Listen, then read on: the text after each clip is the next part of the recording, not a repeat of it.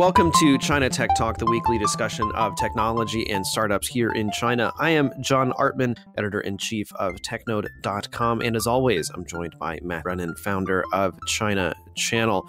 So Matt, I understand that that you are still in Shanghai. And then here's the thing. I know that British people have a bad reputation for talking about weather. Personally, I love talking about the weather, especially people who aren't in the same city as me. Beijing weather recently has been absolutely horrible. And I'm curious, what is it like in Shanghai right now? It's all right. I did hear that about Beijing. Actually, isn't the pollution back? Yeah, so we're recording this on April 4th, and yeah, so the pollution was back, then it was gone, and it was accompanied by a bunch of sleet, and so the weather, the temperature just dropped in overnight. It was highs of 23 to 24, and now I believe the high today is like 12. And last night was almost winter temperatures. And this is the thing that I really don't like about Beijing. Like there's no real spring. And so what's going to happen is, give it about another week or so and the temperatures will go up. And they'll be kind of okay, but then there's going to be all these dust storms and other types of sandstorms and things like that. The wind's going to pick up really, really strong. And then, you give it a couple more weeks and it's just going to start the temperature's going to keep climbing until it peaks at close to 40 degrees Celsius. And then it is going to stay about there for quite some time. It'll start cooling off, and winter's going to start basically in October, and that's just how it goes. And Beijing weather is a cruel mistress. Especially when the weather changes, because it goes from nice to cold, and then from nice to cold, and it's just it's a bit to deal with psychologically. The whole of northern China's like that. I used to live in Dalian. That was the same. Inner Mongolia was even worse. Just the whole North China is just not good. Don't like it. Weather-wise, horrible. Exactly. Yeah. But so here's a transition for you. Let me see if this works. So when the weather is bad, what are you going to do? You're going to call a car, right? Yeah, I guess so. Do you like this transition? So you call a car, and recent, and this is what we want to talk about this week is, it used to be that you'd almost, past couple of years at least, you would use Didi or Didi Chuxing, as they were renamed.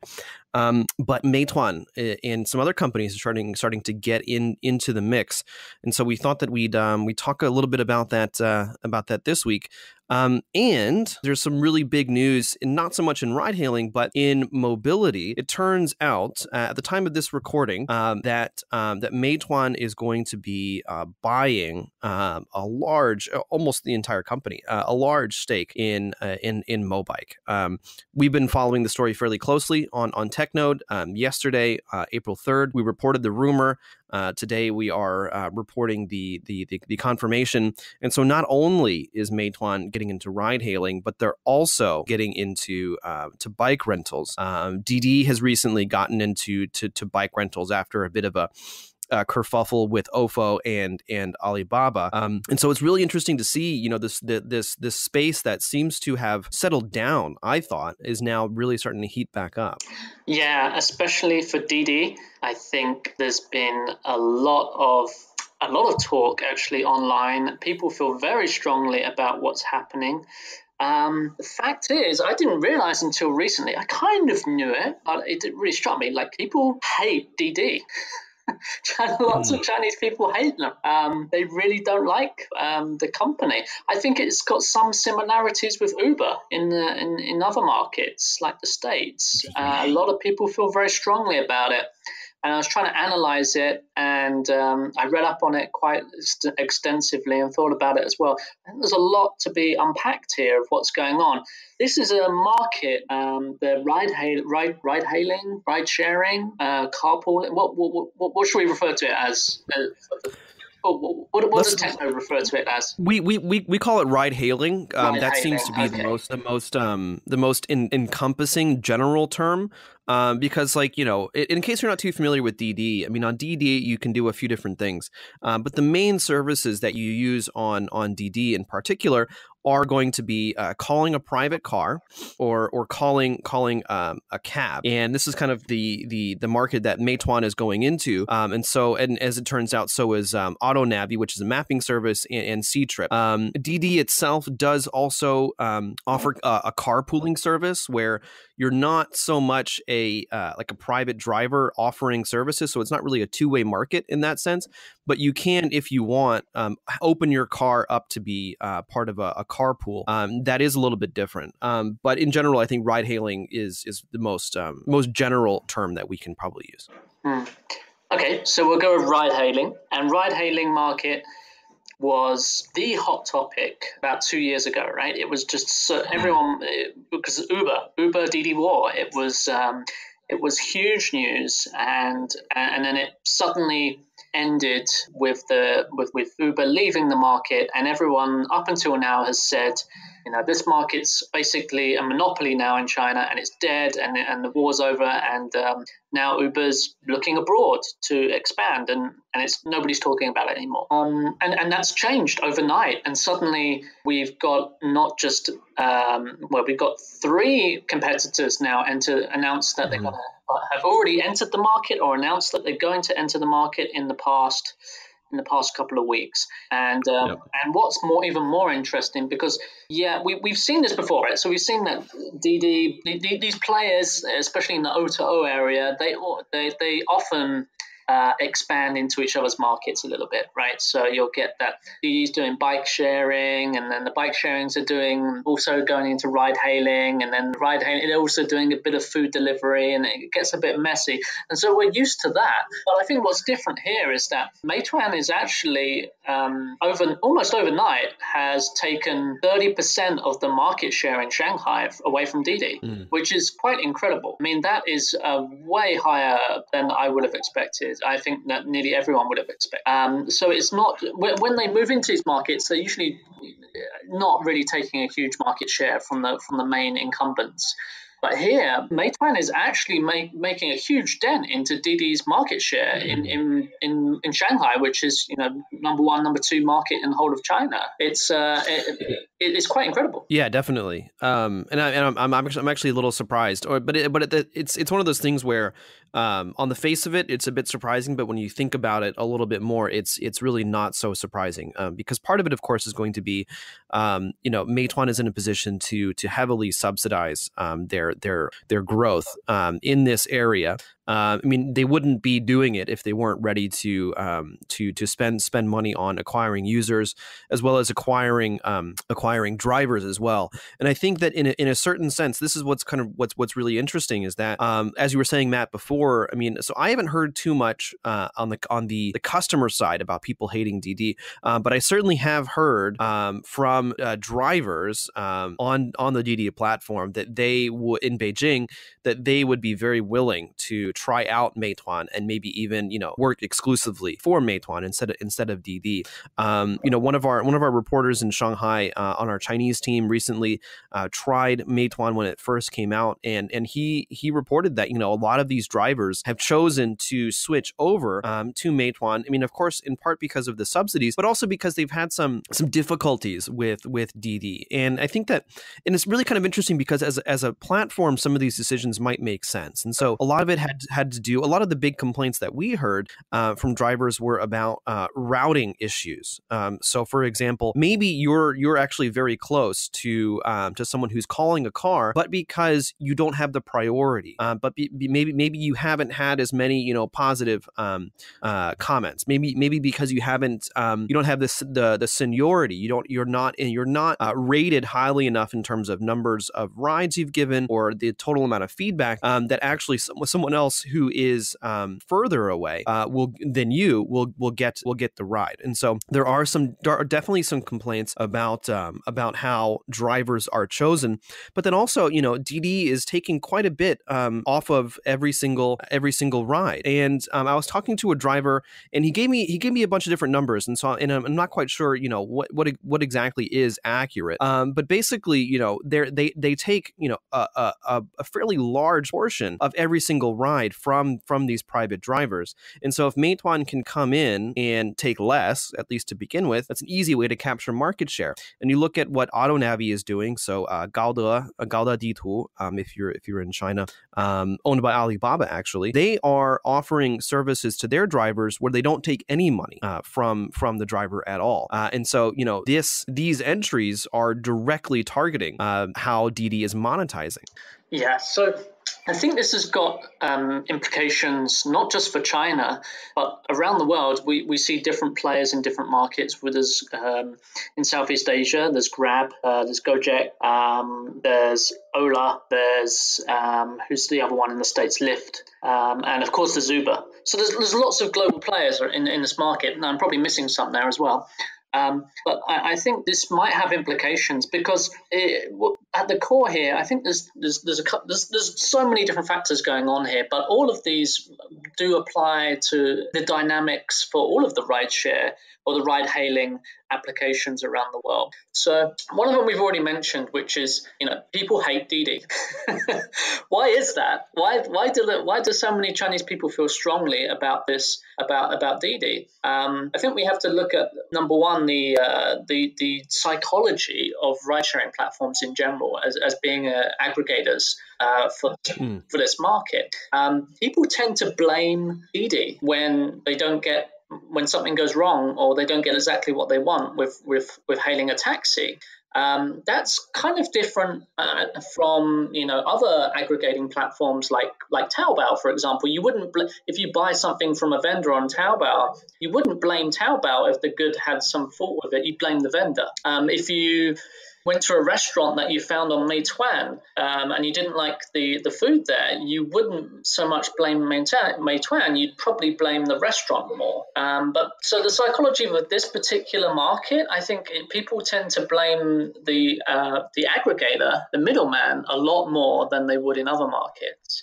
I think another psychological reason would be that simply the history of how this broke out in China with the war with Uber during that period. People they can remember it strongly because it was just so crazy. The subsidies were so high, and people were getting taxi rides for free or very, very cheaply for quite a considerable time. And then when Uber left the market, the subsidy war ended very abruptly, and the prices changed a lot, and people felt that pain, and they felt that lack of competition straight away. So I think actually looking back on it now, of course, with 2020 hindsight, it's easy to say, but Didi, I believe, made a mistake there with cutting those subsidies too quickly. They should have taken longer to phase it out. They were a little bit too greedy. Now, obviously, that's easy to say now, but I think that is coming back to bite them. And I think your point about the place that they're kind of sitting in terms of an aggregator, I think that is quite interesting because they are they're as a ride hailing aggregator, they're much more active in making the match between a rider and a driver. And not even that, I mean, Chinese regulations require a certain amount of vetting before drivers are can be employed or can actually use the platform in order to give people rides and earn an income that way.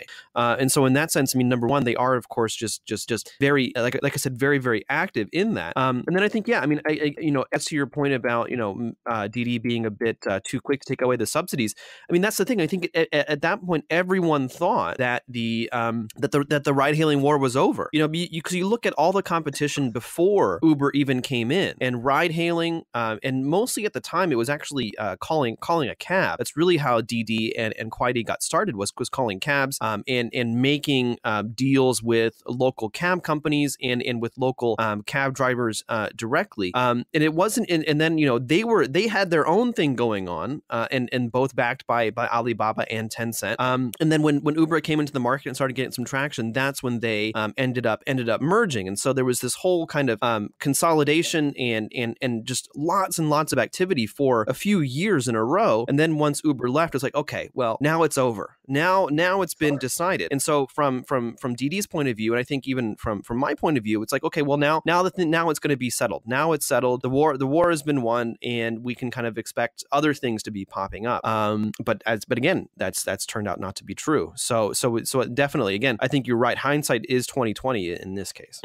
Didi definitely took the blame for the tighter government regulation, because that came in after the market became a monopoly. So to be fair to Didi, they can't control the fact that the government made some quite strict and regulations. In Beijing, the drivers have to be from the local area. That's kind of crazy, because there's not too many people who are from Beijing that want to do that job. Most of it would be people from outside. So a lot of the regulation there is pretty tough, actually, for that market and for Didi. And so, but of course, when it's a monopoly situation, people end up blaming them. But to be fair also to Didi, like, they are in an awkward situation. I think this is the same thing for the whole market. This is for Uber. This is for Grab, for everyone. Ride-sharing apps are in the middle of these dynamics. It's not so good for them, actually. The customer, if they're using the app, at least in a market like China, they would kind of expect to get a cheaper price. Otherwise, why would they use the app? They would only, they'd only use it if they're having trouble to hail the taxi, or if they, there's certain situations outside of that. But in a typical situation, a big reason would be to get a better price. But then the driver on the other side, why would they use the app? Well, they want a better wage. And then on top of that, the platform also, if they're going to make any money, needs to extract value as well and take some kind of commission from the exchange. So keeping all three of those parties satisfied is pretty much impossible. It's there's in a typical situation, there's not too much that they can do about that. Just the dynamics of the market there mean that there's this fundamental issue. Yeah, I mean, I agree in some ways, and I don't. I mean, I think that, when I look at myself, at least, these days I almost exclusively use Didi. Like, I don't even go on the street anymore. And I think that in that sense, I mean, it's really become a part of my life, and I think it's become a part of a lot of people's life because it's just so much easier. I don't know about Shanghai, but getting a cab in Beijing is a huge pain in the ass. Didi has solved almost all of my transportation problems. Normally I have an electric bike, but when I don't, I'm probably going to be calling a car because it's too far away. The weather isn't very good, or for example, maybe I know that I'll be drinking and I don't want to drive my electric bike after that. So in a sense, I mean, I do have to wonder if how many people. Well, it's funny actually, because when I do see people trying to hail a cab on the street, I just shake my head a little bit, and I'm like, why are you trying to call a cab on the street? So in that sense, I mean, I'm not so sure if the reason that people would keep using it is for the better price. Certainly that's the way in. That's how you get people used to your product. That's how you get people actually into the ecosystem. But once they actually make that a habit, then they're just going to keep using it for convenience sake. That being said, I mean, I do think that prices have gone up, but I mean, they're still fairly reasonable, even for a private car. The cost of a private car is about what you're going to get for a cab. And you can always choose something cheaper, like the car sharing service. So in Chinese, it's 拼车.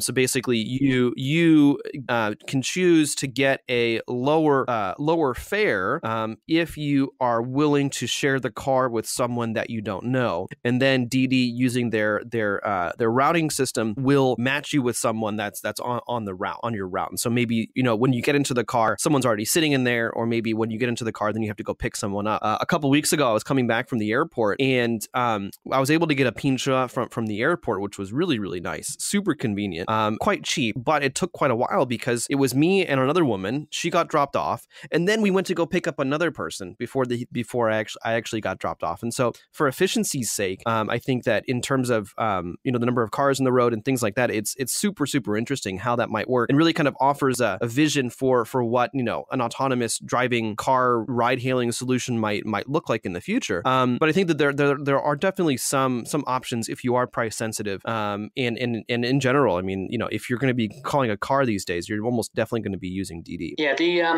the shared features, I think, are the ones that I use the most. Like you said, the Pincher and the Shunfengche is the other one. Those ones definitely, I think those ones are a quite different dynamic, and yeah, they definitely do add a lot of value.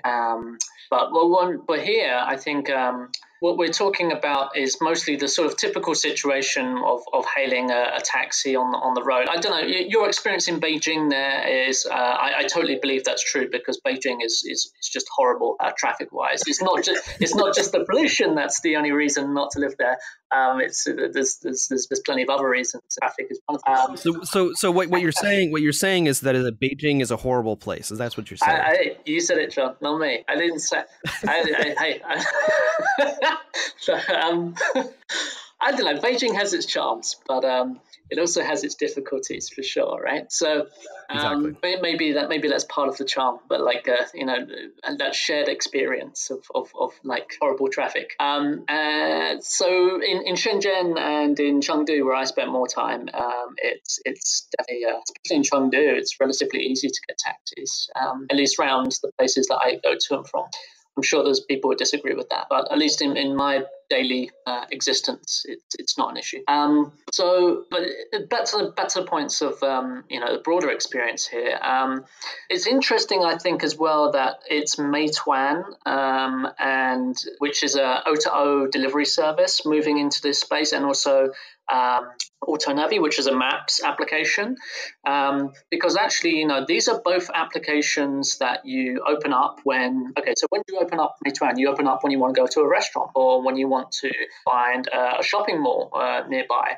And so first of all, you'll look up in terms of the experience of how you use these, you know, this type of application, you'll look up where you want to go, and then, you know, you would open up Didi to get a taxi. Well, kind of using two applications here actually doesn't make that much sense if you can just use one, right? Why would you, if when you found the restaurant that you want to go to and you've booked it, or you've bought a coupon or something like that, and then you can just book a taxi in the same app with one or two more taps to that same destination, that actually makes, you know, a lot more sense than opening up another app and copying and pasting the address in, perhaps. I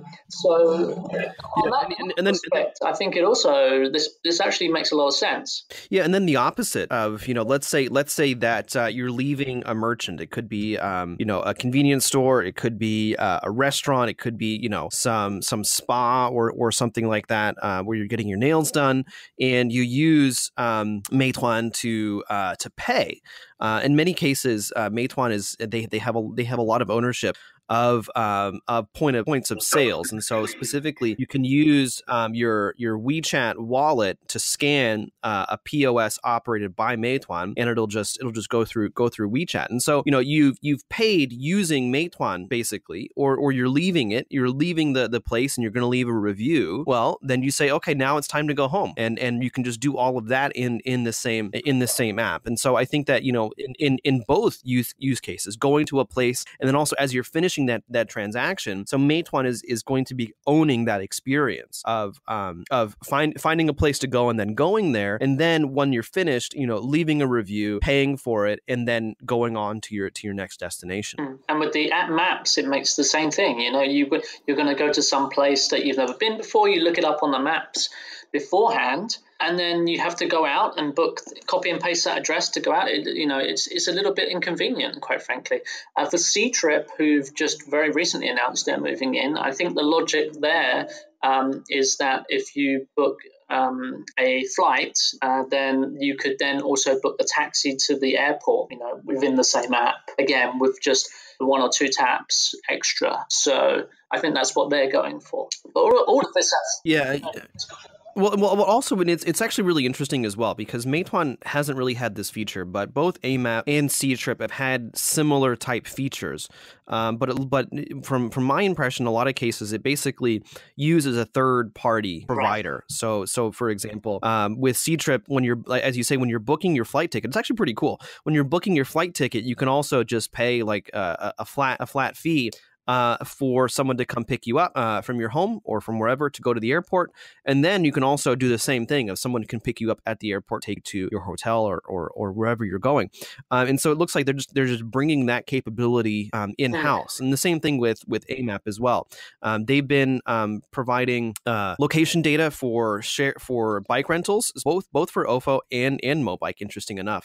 And they've also been just the past maybe 6 months or so, they've been offering the ability to route to a third-party ride-hailing application. I haven't tried it, but it seems that they're bringing all that that both Ctrip and AMAP are just bringing that service in-house rather than routing to an external partner where they may not have access to all that data. They may not be able to monetize in the way that they want to. Exactly. So it does it got me thinking. For the rest of the world, Google Maps, I think, is the market leader in maps, and they also do that right now, right? They if you can go in there and when you check out a venue, there's an option for third-party providers to get the taxi, which is in most of the world it would be something like Uber.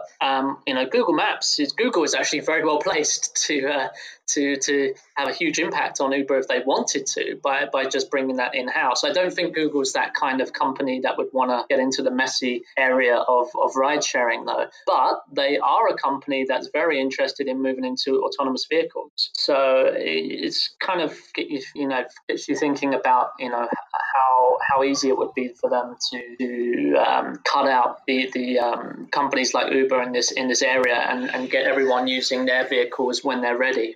Yeah, I mean, I think that's been a big question. I mean, I think it's more for Uber than for than for Didi perhaps. But I mean, in general, all these ride-hailing companies, their drivers are going to be threatened by autonomous cars, and so that it really is the question. I mean, in China, Baidu has been the main developer. They've been tapped by the central government to kind of lead the way when it comes to autonomous driving, and they're not really involved in ride hailing. And so, I mean, they were an investor in Uber China and help them to come in. But from what I can tell, they're not involved so much in ride hailing. And so that it kind of is the question, what's going to be kind of the next move as this technology develops? Who's going to be really kind of leading the way in terms of, ride hailing, sharing with autonomous vehicles? And certainly Didi has been exploring this area. They're very interested in artificial intelligence, and there has been some talk about them kind of moving more into autonomous vehicles and car design. And if it is so easy to come in and start to eat their lunch, then they really do have to start thinking about the next kind of big step for the company. Yeah, I think that's what lots of people are saying, is that the Didi's moat is too low, that they don't really have any barriers. The barrier to entry for companies coming in is there is for other tech companies less barrier to entry than we thought. I mean, and I was thinking about this actually more broadly. I think this is actually really a very fundamental way to think of how things work in China, because all of these tech companies like to eat each other's lunch. They all like to move in on each other's markets. So when we think about the strengths of each of the big giants in China, you can think about why they're better positioned than other ones. And it comes down often to barriers to entry and how they're able to protect the markets they have and from competitors, and how lucrative those markets are. So that's why I actually believe that ultimately Tencent is probably best positioned of everyone, because they have social. And then social is just such a fortress in terms of barriers to entry. It's so difficult for anyone to move into. Once that network effect is set up, it's really very, very difficult. So for Ali,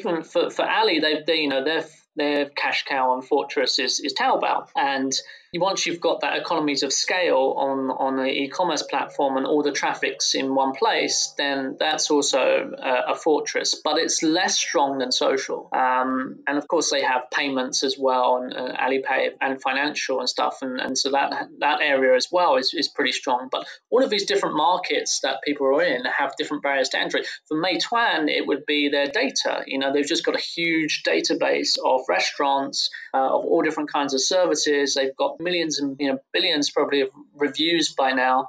And all of that data and all of that network setup is the core of their barrier to entry for people moving in. So if Didi wanted to go the other way, it's more difficult. But for ride hailing, it's not that difficult. They make a big deal about the AI and the technology behind matching drivers with passengers. But I think Chinese are also pretty disloyal.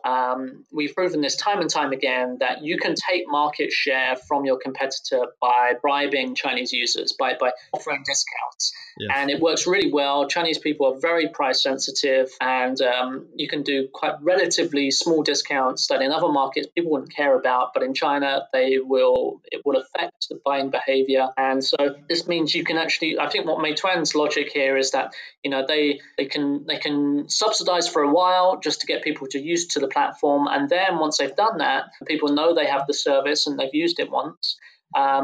Then when they're naturally using the app, when they're naturally using Meituan or Dianping to find a place, then the service is already in there and they know how to use it, and then they'll get a percentage of users naturally on the platform, and that's all they're looking for. I don't think any of these Meituan is looking to dominate this market by any means. I think that's unrealistic. Didi will still dominate this market, but they're just hoping to take a slice of the pie, and I think 30% is a much bigger slice than they were ever anticipating, or most people were.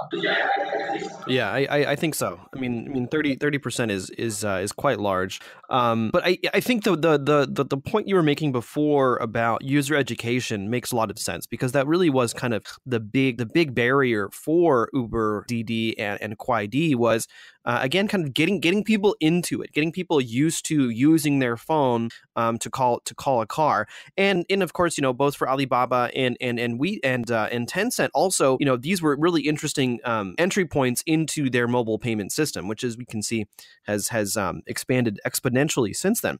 And it does seem that that ride hailing, I mean for Didi it's been a pretty good business, and they're moving into mobility in general, and so it seems like they really want to be involved like an end-to-end solution, if you will, in terms of transport with their own bike rental service. But at the same time, you look at what Meituan is doing and these other companies, and ride hailing is becoming a type of infrastructure almost. It's kind of like a foundational thing or a module that you can just kind of fit in if it makes sense. And again, just having that smooth experience and being able to, while you're doing something else completely unrelated to ride hailing, completely unrelated to calling a car, that you can do that and to lower that amount of friction in an unrelated area of life. I mean, I think it's going to make these companies the user experience is going to be good enough that people will choose to keep coming back to them. I mean, it's funny because for me at least, I've always been a big fan of AMAP in general, just because honestly, my experience has been better than Baidu, and this is going to be yet another reason for people to choose AMAP over Baidu. And so it's funny because in some senses they're not just competing with Didi, and maybe they really aren't trying to compete with Didi, but what they are trying to do is differentiate themselves from their own competitors. And so AMAP to Baidu, and then Ctrip to something like Qunar or something, or other kind of travel applications, which there are quite a few of. Some are bigger than others, but so I have to wonder if what you were saying is very, very close to the truth, because at the end of the day, it's more about these companies making their service better, making it stickier, making it the overall user experience better, and not so much about trying to capture market share or really kind of go to war, if you will, with Didi. I mean, I think consumers as well from the other side are like looking at this and they actually don't want it to be a monopoly. Like going back to the point that in people's minds, it's very fresh still of that experience when Uber was in the market. It was so different. And I think that's why people have been so welcoming of Meituan to join in this market, because yeah, they want the subsidies, of course, but also they know that I think people will realize that a market without, two competitors in it is much. If there are two competitors in the market, it's much better than having one. Even though it's unrealistic to expect crazy subsidies like there were before, it's still going to be that competition is important. And in this particular market, that was lost for a long time. I mean, it still is lost. We're still talking about things. It's still very, very early days. We don't know where this is going to go, but for a long time it was lost. And certainly, for many people, they felt that having a monopoly like this with Didi means that there's no incentive for them to provide the level of service or the price that they wish they could get. And also for Didi and Uber, they've like that you've just mentioned it there as well, John. They educated the market. I think that's exactly right. I mean, they educated the market in terms of consumers, but also in terms of drivers as well. The drivers now are all familiar with using. You'll often see drivers that have two mobile phones on their desk, with the little sticky things to prop them up. They know how to use multiple apps at the same time in order to find passengers. And explain when Meituan enters this market now as very much as a late mover. This is a very late move. Right? This market's been around for years and years. It's actually much easier for them to enter it than an early mover, where there's a lot more barriers because they need to, educate drivers on how all this works. And now that there's no education to be done, drivers are very savvy. And they're very welcoming of a new player in the market. Yeah, I think that's part of it as well. I mean, I know that it's true for me. It's true for some Pincha passengers that I've dealt with, that I've ridden with, as well as drivers.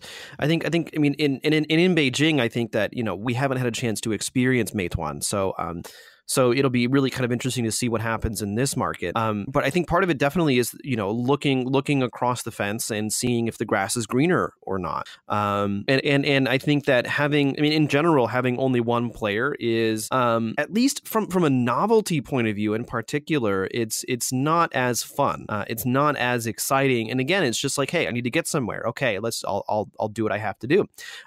So I think that having Meituan in the mix is also going to be a little bit of fun for consumers in an area that they didn't think that they would be able to do that. And it's always interesting to me because, talking with Chinese people, especially younger people, are very interested in following what's happening. And they're very interested in trying out new services and seeing what fits them the best. What's the easiest to use? What's the cheapest? And just trying things out for the sake of trying things out, just for novelty. And so Meituan coming into the market is definitely going to be able to provide that. And again, I think we're kind of beating a dead horse here, but the education, I think, is so important because, again, you build that habit, you get drivers to have a large enough proportion of their income from driving, and there's nothing, because it's a open market, if you will, then there's nothing keeping them on any single platform except for incentives, except for subsidies and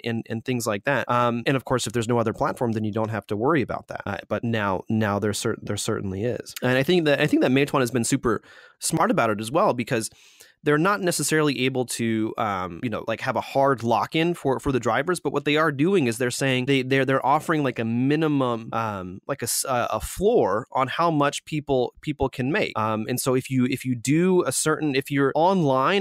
taking rides for a certain amount of time and you take a minimum amount of rides, you get guaranteed income, which can be potentially be higher than what you would actually make doing the same number of rides.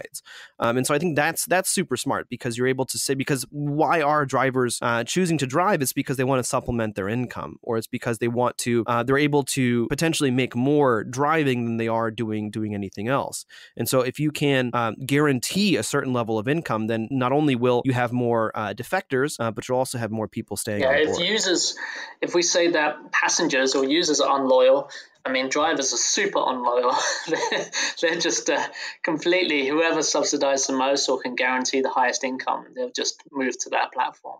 Without a doubt, without a doubt. One of the other interesting things I think about the psychology, as particular to this ride-hailing market, is that there's no real user lock-in. Other platforms and other markets, the more you use the service, the aggregator, I guess, you more you use it, the more lock-in you have. But here, like, if you use Didi now, I mean, it's pretty much the same as using Didi 3 years ago. I don't get any more discounts. I don't get any more benefits the more taxis that I take. So.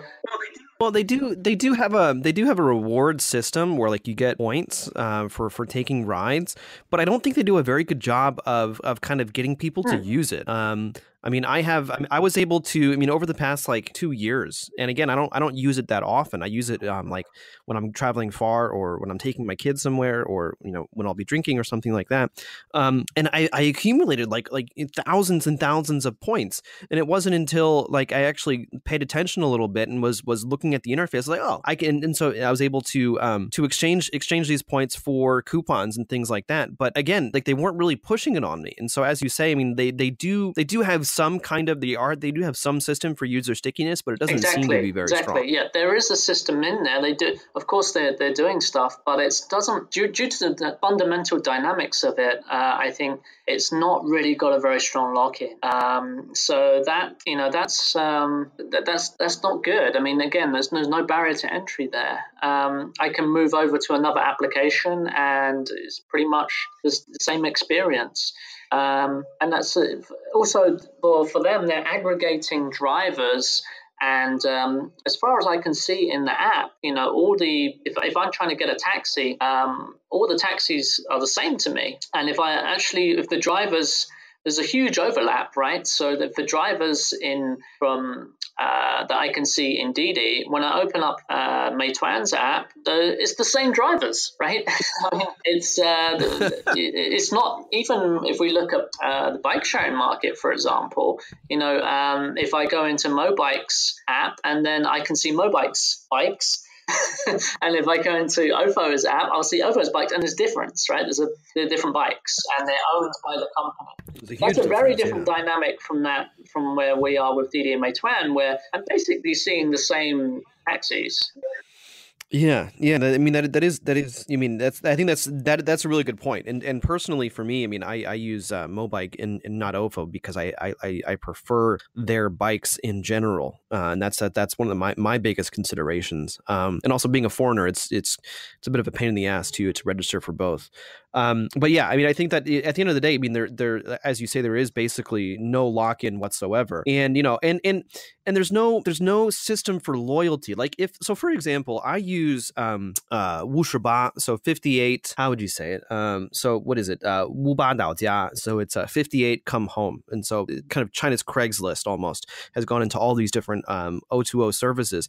And so one of the services that I use literally every single week is their house cleaning service. And the great thing about that is I get the same woman every single week to come into my home. And we it's actually interesting because we had a different woman coming in, and then she wasn't able to come, so we took like some random kind of assignment basically, so their system just randomly assigned someone else, and it turns out that she was even better than the one we had before. And so I went out of my way to make sure that I was getting the same person every single week to come into my home to clean it. Whereas with something like ride hailing, I've never had the same driver. You know, there's never been any incentive for me to, or any way really for me to say, oh, I really like this driver, I want to make sure to get him again or her again. And so so you know, it's kind of interesting because there's still that sense of anonymity. You know, when I first came to Beijing and I was practicing, I mean, part because I was practicing my Chinese, but then also my wife would do this quite often as well, where you get into a cab and you start talking with a driver. And with ride hailing, and specifically with private cars, I mean, you know, it used to be, I mean, of course it's always a bit hit or miss with cab drivers, but in general, the cab drivers were very gregarious, very outgoing, and would actively try to engage in conversation, where Whereas with these private car drivers, most of the time there's absolutely no interest in talking with the passengers at all. Yeah, I think the market dynamics are quite unfavorable for taxis. For aggregating taxis in terms of putting any sustainable differentiation of your service, really. Apart from, like you said, there are players in the market.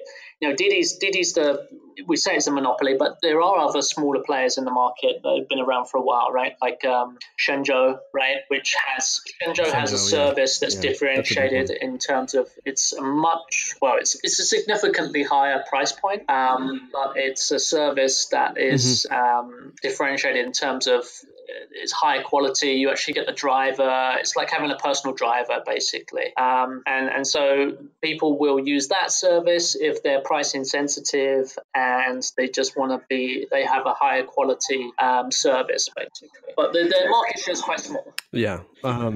Exactly. The market share is very, very small. There's also like a company called Didi Pinshe, which is similar to the Pinshe service, or it's more of a carpooling service. That their market share is very, very small as well. But I mean, like, kind of moving away from ride hailing for a second. So Didi has gone into bike rental as well, and then with the recent news that Meituan is moving into bike rental, they're really kind of setting themselves up in a lot of ways to compete.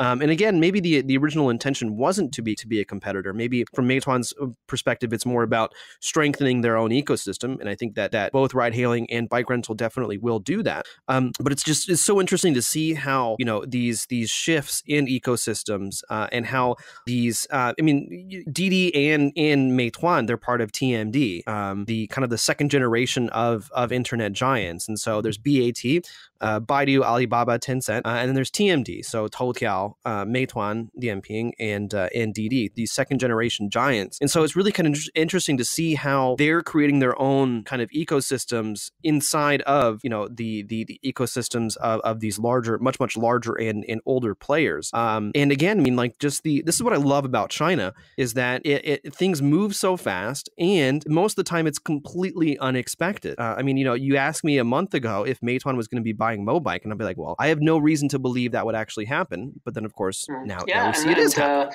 The founders of these companies are friends, right? What's even more interesting is that Wang Xing, who is the CEO of Meituan, is apparently quite good friends with Cheng Wei, who's the CEO of Didi.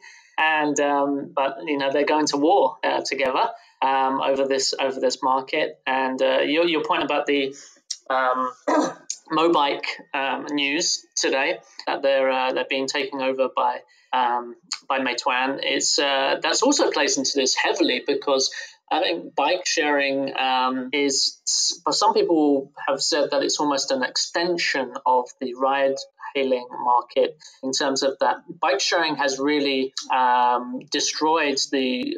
quite a big impact on short journeys, right? So for short journeys in larger cities in China, before the bike sharing companies came out, there was quite a lot of short journey taxi rides, and a lot of that market share disappeared when the bikes came out, because people just take the bikes because it's actually faster than getting a taxi if you're going over a short distance. So in some ways, those markets are related. And certainly Didi has got a lot of share in both. OFO has got, they were looking at, we've covered this before, right? The dynamics between Didi and OFO and Mobike, and they're merging, and are they going to merge or not merge, and what's going on behind the scenes, and all these different things. And, it seemed like very likely that they were going to merge, but now it's gone this way, which again, like few people were predicting that Meituan were going to buy Mobike, but this is the way it's played out, and it's very clear it's falling along the lines of order to Alibaba, really, where Mobike, Meituan are very, very clearly on the Tencent side, and so now it's just reinforced that dichotomy. Yeah, exactly. And then of course Didi is going into delivery service as well. which is super, super interesting. And so, yeah, I mean, like the fact that these two CEOs are friends, like you really do have to wonder what that conversation is like. And I mean, and really what the relationship has turned into, because they're both making these O2O plays that encroach into each other's territory.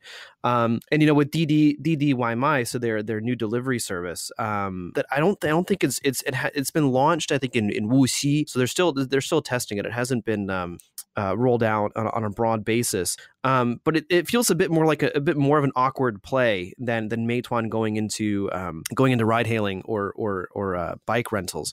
But basically, both of these companies are just trying to expand out into other areas. And again, it's just super, super interesting to see how that's going to play out. But I mean, Didi, at least they're turning into an end-to-end transportation solution platform, which I think that at the end of the day, if you're going from point A to point B and that's your main purpose, then having this integration of of ride hailing and bike rental makes so much sense.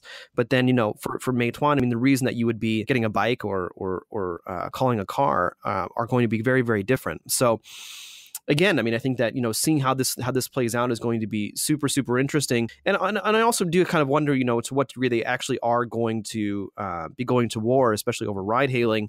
I have to wonder if either company can afford it, and part of it, but then also is the market worth it in a sense for both companies? Meituan, they've been rumored to be going IPO at some point this year. Probably in Hong Kong, and so and they've been actually looking at Mobike reportedly since end of 2017. So yeah, it's really interesting to see how this plays out, and also whether or not this is going to turn something much bigger. Yeah, that's another factor. The IPOs. Just briefly mention that.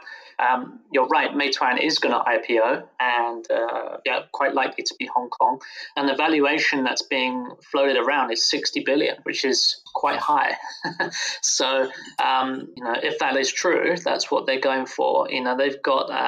It's unsurprising that they're making such big moves. Ele.me was just purchased by Alibaba, and they valued that at 9.5 billion USD. So there's quite a big difference there. I don't see why there's such a huge difference there in those two numbers, actually, because Ele.me has a very significant market share in O2O services. So I've yet to see. I've yet to work out where that 60 is coming from when Ele.me's 9.5. But having said that, regardless of the actual specific numbers, it's clear that Meituan are thinking very big, and they're wanting to make some serious moves before their IPO. And both in transportation here, in two ways, they've definitely made some serious moves. It's working. Now, obviously, the next question is who's going to buy OFO, because someone will, and it's going to be either Didi or Alibaba, I would say. Yeah, I would guess that it won't be Didi. They've already bought the operations from the Blue Gogo operations. They're already, and they've already started to roll out their own branded bikes. And it seems that there's a bit of a rift between the two companies, in part because of the Alibaba investment. There was rumors flying late last year about what exactly was going on. It does seem that Didi for a time blocked investment from Alibaba into OFO, and then soon after they launched their own bike rental unit. And so my guess is that if OFO is going to be bought, it will probably be Alibaba, because they are the largest shareholder now. Yeah, I would go along with that analysis. From what I've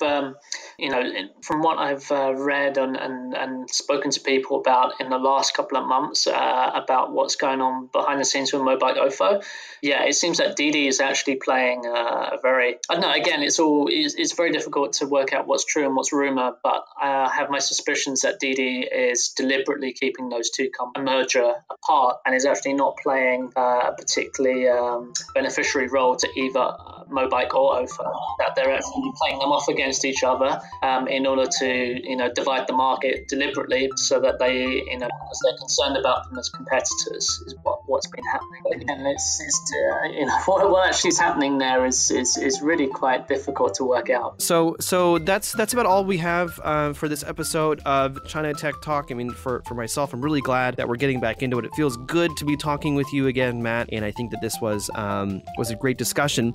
And if you agree, if you listened to this whole episode and you got to this point and you agree that it was a great discussion, if you could please leave us a review on iTunes, that would be great.